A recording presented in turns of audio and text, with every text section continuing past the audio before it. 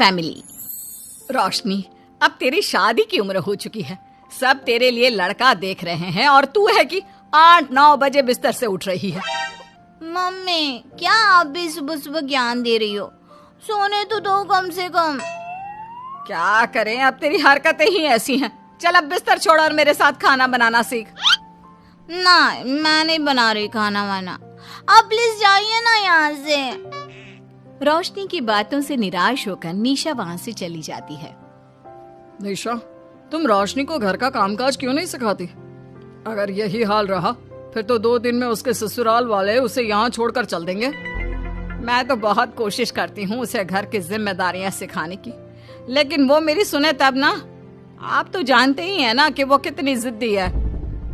हमें निशा के लिए एक ऐसा लड़का ढूंढना होगा जिसका भरा पूरा परिवार हो, सास ससुर से लेकर जेठ जेठानी देवर ननद सब हो। यहाँ ना सही, लेकिन शादी के बाद उसे वहाँ अपनी जिम्मेदारियों का एहसास जरूर होगा। कुछ दिनों के बाद रोशनी का परिवार उसके लिए लड़का देखना शुरू कर देता है और एक दिन चिराग नाम का लड़का रोशनी को देखने अपने परिवार के साथ उसके घर पहुंच जाता है। देखिए भाई साहब, मैं पहले ही आपको बता देती हूँ, हमारा परिवार बहुत बड़ा है, इसलिए अगर आपकी लड़की हमारे घर की जिम्मेदारियाँ बिना ना नुकुर के उठा सकती है तभी हम ये रिश्ता पक्का करेंगे। अरे ये भी कोई बोलने वाली बात है बहन जी, हमारी रोशनी आपके पूरे परिवार को बैठे बैठे खिला सकती है, इतनी जिम्मेदार है मेरी बेटी। अगर ऐसी बात है फिर तो हमें इस रिश्ते से कोई आपत्ति नहीं है। तो फिर चट मंगनी पट ब्याह के बारे में क्या ख्याल है? हाँ बिल्कुल, शादी में देर किस बात की, 3 हफ्ते बाद ही शादी का शुभ योग है। अगर आपको कोई दिक्कत ना हो तो हम इनकी शादी भी 3 हफ्ते बाद ही करा देते हैं। अरे हमें इसमें कोई परेशानी नहीं है। इस तरह दोनों परिवारों में शादी की तैयारियां शुरू हो जाती है और कुछ ही दिनों बाद रोशनी की शादी चिराग से करा दी जाती है। शादी के बाद, बहू इनसे मिलो, ये है तुम्हारी दादी सास, ये बड़ी सास और बड़े ससुर, ये तुम्हारे जेठ, ये जेठानी, ये दोनों तुम्हारे देवर और ये इस परिवार के सबसे छोटी बेटी सिमरन, यानी कि तुम्हारी ननद है। परिवार में इतने सारे लोगों को देखकर रोशनी का सर चकरा जाता है। वो अपना सर पकड़ लेती है और मन ही मन सोचने लगती है, हे भगवान, ये किस जन्म का बदला लिया है आपने मुझसे?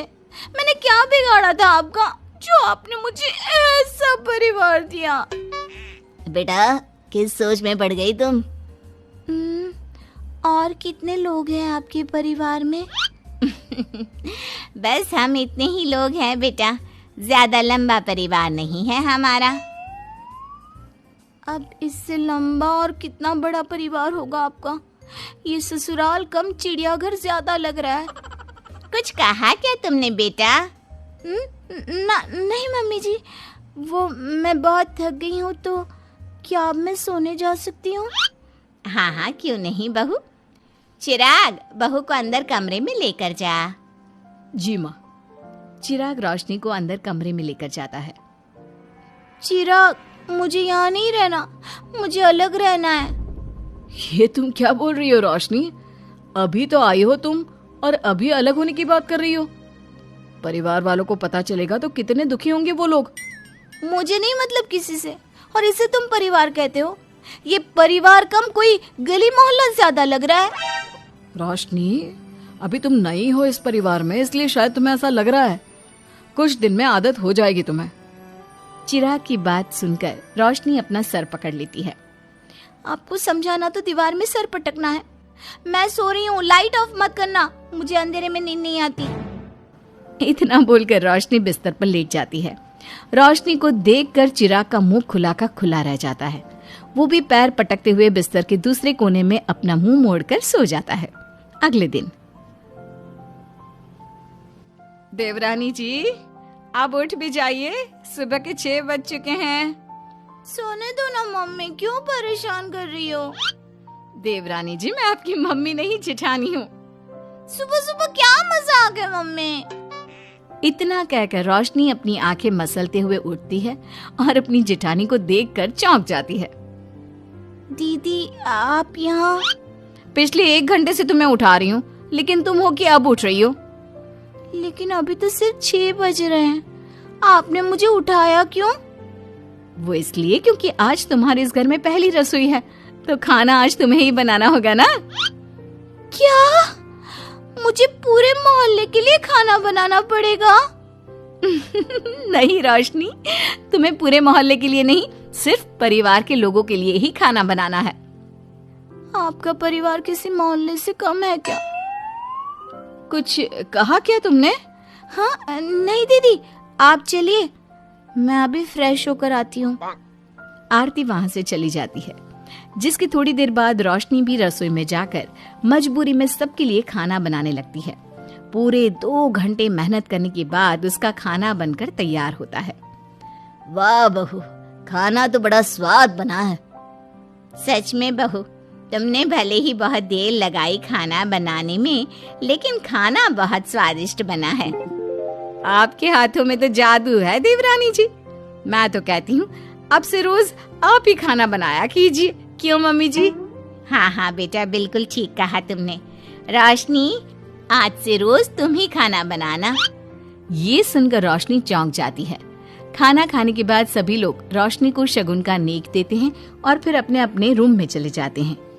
क्या यार रोशनी, इतना टेस्टी खाना बनाना जरूरी था क्या? अब फंस गई ना तू। ये सब माँ पापा की वजह से हो रहा है, उनके कारण मुझे ये सब झेलना पड़ रहा है। रोशनी गुस्से में अपने रूम में जाती है और अपनी माँ को फोन मिलाती है। मम्मी, मैं आपको कभी माफ नहीं करूंगी। आपने जानबूझकर मुझे इतने बड़े परिवार में भेजा है, जहाँ मुझे सांस लेने की भी फुर्सत नहीं है। हमने ये सब इसलिए किया ताकि तू अपनी जिम्मेदारियां निभाना सीखे। अब मायके की तरह ससुराल में भी अपनी जिम्मेदारियों से मुंह मत मोड़ लेना। मुझे नहीं रहना माँ यहाँ। इस घर में जितने लोग हैं उतने तो हमारे गली मोहल्ले में भी नहीं थे। माँ, मैं आपसे आपकी सारी बातें मानूंगी, पर प्लीज मुझे यहाँ से ले जाइए। बिल्कुल नहीं, अब से वही तेरा सब कुछ है। वहां से भागने के बजाय अपनी जिम्मेदारियां पूरी करना सीख, इससे हमें भी थोड़ी खुशी मिल जाएगी।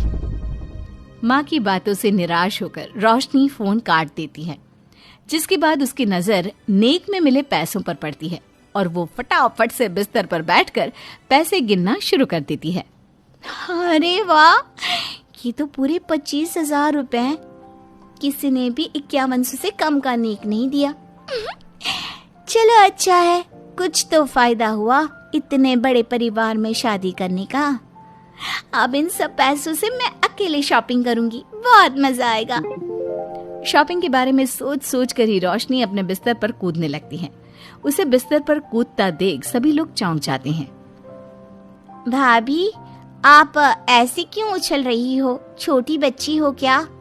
अपनी ननद की बात सुनकर रोशनी का मुंह खुला का खुला रह जाता है। थोड़ी देर बाद रोशनी घर में बिना बताए शॉपिंग के लिए निकल जाती है और शगुन में मिले पूरे पैसों को शॉपिंग में उड़ा देती है। शाम में, देवरानी जी कहाँ गई थी आप? जानते हैं सब आपके लिए कितना परेशान हो गए थे। कम से कम आपको बताकर तो जाना चाहिए था ना। सॉरी दीदी, मैं आप लोगों को बताना भूल गई। वैसे इतने सारे बैग किस चीज के हैं? तुम शॉपिंग करने गई थी क्या? हाँ दीदी, वो आज नेक में इतने सारे पैसे मिले थे ना, तो मैंने सोचा क्यों ना मैं उन पैसों की शॉपिंग ही कर लूं। अरे वाह, ये तो बहुत अच्छा सोचा तुमने। मम्मी, पापा, सिमरन, देवर जी, सब बाहर आइए। देखिए रोशनी हम सब के लिए क्या लाई है। रोशनी कुछ समझती उससे पहले ही वहाँ सब लोग आ जाते हैं। क्या हुआ आरती बहू, क्यों चिल्ला रही हो? अरे देखिए ना माँ, रोशनी हमारे लिए शॉपिंग करके आई है। वो देखिए, रोशनी हम सब के लिए कितने कपड़े लेकर आई है। आरती की बात सुनकर रोशनी के पैरों तले जमीन खिसक जाती है। उसके मुंह से एक शब्द तक नहीं निकलता। सच में भाभी, आप कितनी अच्छी हो। बेटा, हम सबके लिए तुझे खरीदारी करने की क्या जरूरत थी? अभी तेरी नई नई शादी हुई है, तुझे अपने लिए लेना चाहिए था ना। एक काम कर, ये सारे कपड़े तू ही रख ले, किसी को कुछ देने की जरूरत नहीं है।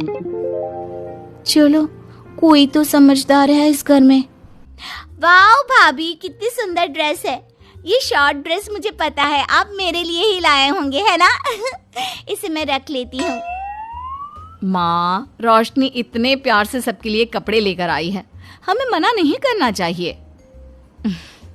तू सही बोल रही है बेटा, उसका मन रखने के लिए मैं ले लेती हूँ 1-2 साड़ियाँ। रोशनी झूठी मुस्कान लिए खड़े होकर सब देखती रहती है। देखते ही देखते उसके लाए सारे कपड़े घर वाले आपस में बांट लेते हैं और अब सिर्फ एक रुमाल को छोड़कर उसके पास कुछ नहीं बचता। अब ये रुमाल भी क्यों छोड़ा, इसे भी ले ही लेते। इतने में ही सिमरन रोशनी को आवाज देती है। भाभी, वो गलती से रुमाल रह गया है, क्या वो मुझे मिल सकता है? रोशनी वो रुमाल भी सिमरन को दे देती है। इतनी मेहनत से मैंने ये सब कुछ लिया था, लेकिन इन लोगों से मेरी खुशी बर्दाश्त नहीं हुई, कुछ भी नहीं छोड़ा। थोड़ी देर बाद रोशनी का पति भी वहां आ जाता है। मैंने सुना है आज तुमने सभी के लिए खरीदारी की है, तुम मेरे लिए कुछ लेकर नहीं आई?